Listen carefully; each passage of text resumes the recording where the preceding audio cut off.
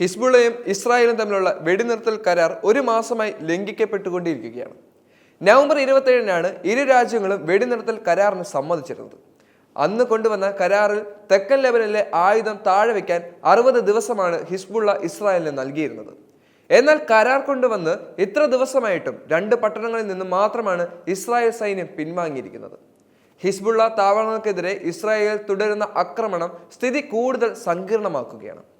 ഹിസ്ബുള്ളയുടെ താവളങ്ങൾ തകർത്ത തങ്ങൾ ആയുധം താഴെ വയ്ക്കൂ എന്ന നിലപാടിലാണ് ഇപ്പോഴും ഇസ്രായേൽ. തെക്കൻ ലെബനനിലെ ഇസ്രായേൽ സൃഷ്ടിക്കുന്ന അധിനിവേശ സമ്മർദ്ദങ്ങൾ ഇസ്രായേൽ ഇന്നോ ഇന്നലെയോ തുടങ്ങിയതല്ല. ഹിസ്ബുള്ളയെയും മറ്റ് മിലിറ്ററൈൻ ഗ്രൂപ്പുകളെയും ചെറുക്കുക എന്ന ലക്ഷ്യത്തോടെയാണ് 1985-ൽ ഇസ്രായേൽ ഇവിടെ തമ്പടിച്ചിരിക്കുന്നത്. പിന്നീട് ഇത് ഇരുവർക്കുമിടയിലെ തർക്ക കേന്ദ്രമായി മാറുകയും ചെയ്തു. ഇസ്രായേലിന്റെയും ഹിസ്ബുള്ളയ്ക്കും മേലുള്ള ആക്രമണത്തിൽ ദുരന്തമനുഭവിച്ച് ലെബനനിലെ സാധാരണ ജനങ്ങളായിരുന്നു.